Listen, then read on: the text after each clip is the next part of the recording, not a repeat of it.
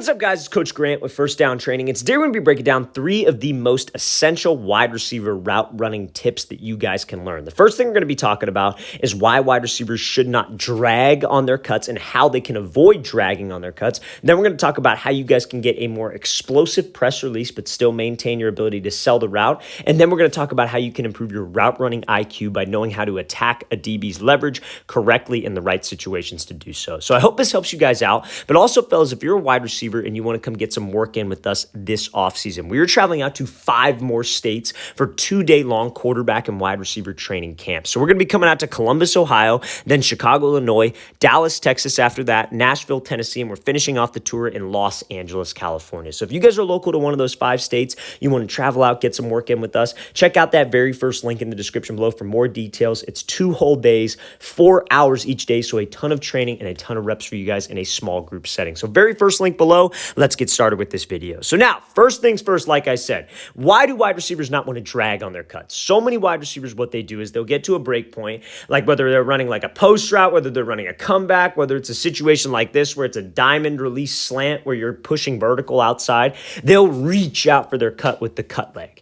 And that reach over exaggerates, you lean back, and that's what causes the drag. This is an example of how not to do that. So let's play at full speed. So he goes his little hesitation, 1, 2, 3. And you see how there's just a slight little drag, which is fine, but it's not like this big drag where all this turf is coming up. He scrapes the ground barely. That's not going to lose you any speed. But a lot of wide receivers, what they'll do is like a diamond release, for example, just so you guys have some context, is like you got inside shade DB, you're taking 3 steps to the outside to flip his hips. So like, let's say your left foot is up, you would be going right, left, right, and that right leg would be the break leg. That would be the cut leg. So on that 3rd step that we're talking about, guys love to reach. So he goes 1, 2, 3. Guys love to reach way outside their frame. They lean back with their chest, and that is what causes the drag of the back foot. If I could get you to get rid of one thing, it would be the drag of the back foot. It serves no purpose other than slowing you down, and not in a good way, right? Because yeah, we want to decelerate with my routes, but I also want to create energy with my routes. And the drag of the foot where like you're overdoing it and all this turf is flying up in the air, that does nothing but slow you down. You want your cut leg to be sudden inside of your frame, and you want to have the correct foot strike to where you can slow yourself down, but also create energy, right? Because that cut, a lot of people call it a stick. You want to stick your foot in the ground, but that stick needs to be in a balanced position, under control position, and an explosive position. So when you make that 3rd cut, you see how this wide receiver keeps it inside of his frame. That cut never goes like outside of his shoulder. And when he strikes the ground, how is he striking it? He's striking it on the arch of his foot, that ball of his foot, so he can drive off of that cut leg. When you guys can cut inside your frame, when it's an explosive cut, and when it's the right mechanics of the cut on the arch, that allows you to change direction, and that's how you change direction efficiently. Because the whole goal is to get this DB to turn his hips vertical and then be able to make him pay by accelerating out of it. But when you drag and that foot is way outside your frame, like let's say instead of striking here, that foot is here and he's reaching. When that foot is outside your frame, you physically cannot drive off of it because your leg is pretty much almost in an extended position. So that's why you drag the leg to come to balance, but all you do is waste time at the break. So if you could keep it inside of your frame, you're striking the ground suddenly and you're on the arch. That allows you to push, drive off the cut, and get your hips, your shoulders out of the break much faster to widen the gap with the DB. So that's what we need to focus on with my cuts, fellas. Do not reach, do not drag to slow down, focus on being sudden. Now, how you can improve that, right? Like, because again, this is much easier said than done being able to do this. You got to do exercises in the gym, on the field that improve your ankle stability, your knee stability, your overall explosion, and your leg strength. That's why a lot of younger wide receivers have trouble with this, but that's why you need to work in the offseason. That's the whole point of drill work. That's the whole point of gym work and doing the correct things to build to on-field play. That's why wide receivers, you see them training nowadays, they do a lot of one-legged exercise. They do a lot of jumping exercises where they're absorbing force to help them with this kind of thing. So let's play this thing full speed one more time. Great example of how to eliminate the drag and what you can do with sudden feet in an explosive cut. Let's play at full speed. Great job with the diamond release, pushing off of there and accelerating out to that ball to widen the gap with that DB. So now, second clip I want to talk about is how you can get a more explosive press release by attaching your hip to your foot. So on this channel, we talk a lot about stepping outside a DB's frame, right? So like if you got a DB and you're trying to move him, right? And again, this is for disciplined DBs. I could care less about an undisciplined DB because that's easy money. That's easy work every time. But how do we get like a disciplined guy who is looking at your hips off the line of scrimmage and get him to move off his platform? You have to threaten him vertically, whether that's vertically inside or whether that is vertically outside, right? So well, you want to think of press releases like driving. You got the far left lane, you got the middle lane, and then you got the right lane. If I'm trying to get this DB to move to the right lane, I need to step to the right lane and bring my hip to the right lane. So now when I say that, a lot of people think, oh, well, you step too wide. If you step too wide, you have no explosion.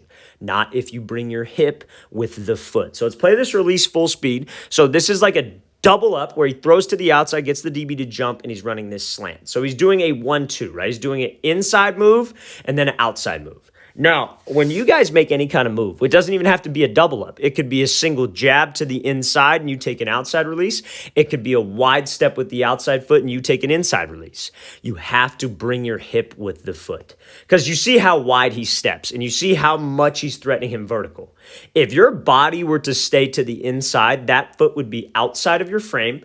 A, that would put pressure on your knee and your ankle, but B, you'd have no explosion. It would be no different than that reach at the top of your cuts when what causes the drag and what causes you to slow down. So we have to make sure, fellas, that your hip goes with the foot. And that comes from a lot of things. That comes from you maybe thinking about it, you having loose hips. That's why hip mobility is very important for wide receivers. But also, like if you're doing a double up, that first cut right there pushes you into the second move. You push off of that first cut and you throw your body, throw your hip with the cut because this is a balanced position, but at the same time, you're still selling the route. So that's our main focus off the line, fellas, to get that explosive release and to get the DB to move.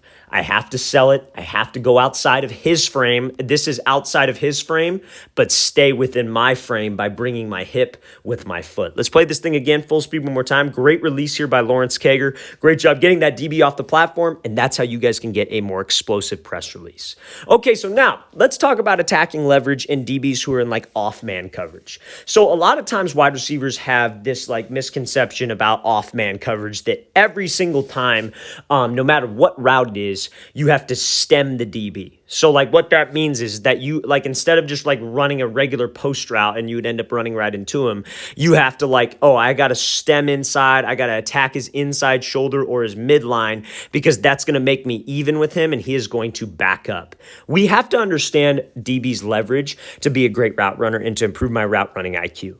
So we got to understand that when he's inside shade, what is his goal for being inside shade? His goal inside shade is to take away the inside. Any wide receiver that has experience playing DB usually understands this. That's why I recommend, to play at some point in your career to try to maybe play DB just to get an insight on, the other side of things. Don't have to necessarily stick with it, but it's good to see how the other side lives, right? So when he's inside shade, again, trying to protect inside, he's doing whatever he can to force you here. That's where he has help, and the help is his sideline, right? So when I have to run a route like a post route, for example, like a hard post, not like a deep post, like a hard post, or like I got to run a dig, or I got to run like a curl, anything inside breaking like that. You got to understand that if I attack his leverage and stem him, I am locked up on this route. Because why? Like a DB in his leverage is taught to keep his leverage. So when you attack his midline and you attack his inside shoulder like so, guess what he's going to do? He's going to weave to the inside. And you're going to break this route off and run right into him. And then you're screwed. You don't have any separation. And that can screw up spacing on the play. So what we would do is we would try to threaten him to where he has all this space if I have an inside route.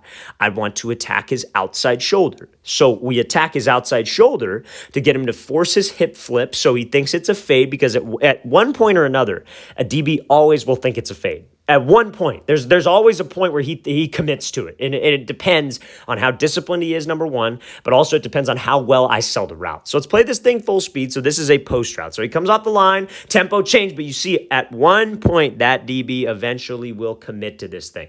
He eventually will bail out of there. So what this wide receiver decided to do is do a little tempo change and burst up. But you see what gets him to move right here. He's attacking the outside hard. He's running full speed. His hips and his shoulders are committed vertical. Everything about this right here looks like a fade, and that's what gets the DB to flip his hips. So when we have that off-man coverage, it's not always about stemming. Sometimes it's about attacking the outside shoulder, force the hip flip, and then be able to slip back underneath. And same thing as that diamond release we talked about. The cut's got to be in your frame. It's got to be sudden. You can't be dragging the foot, and I have to be able to push off of it so I can put the brakes on and still be able to maintain explosion out of the route. Okay, so now, when do you want to stem the guy? Because obviously we do want to stem in some cases. So if you had to run like a corner route, a fade, if you had to run a 10-yard out, that's when you would stem him. Because think about, again, what's his responsibility? If you stem him inside and threaten him inside, what's he going to do? He's going to keep his leverage. He's going to weave. So if you had to run a 10-yard speed out and you stem him and he weaves and then you break it off, look at all the space you just created for yourself to the outside. So fellas, we got to understand why a DB plays a certain way and how we can defeat that specific coverage if we want to be successful against any type of man coverage, not just off man. Okay, so I hope this helps. Let's play this thing again full speed. So great job attacking outside shoulder, forcing the hip flip, and then being able to slip back underneath. Great route. All right, fellas, I really want to thank you for watching. I really appreciate it. If you guys have any questions at all, don't hesitate to leave those in the comment section below. We'll get back to you as soon as we can. We read all the comments, so we really appreciate any kind of support that you guys have. It really means a lot. And again, fellas, we're coming out to 5 different states. So if you're local to Columbus, Ohio, Chicago, Illinois, Dallas, Texas, Nashville, Tennessee, and Los Angeles, California, we would love to have you out to one of our off-season camps. Check out that very first link in the description below. I'll see you guys next time.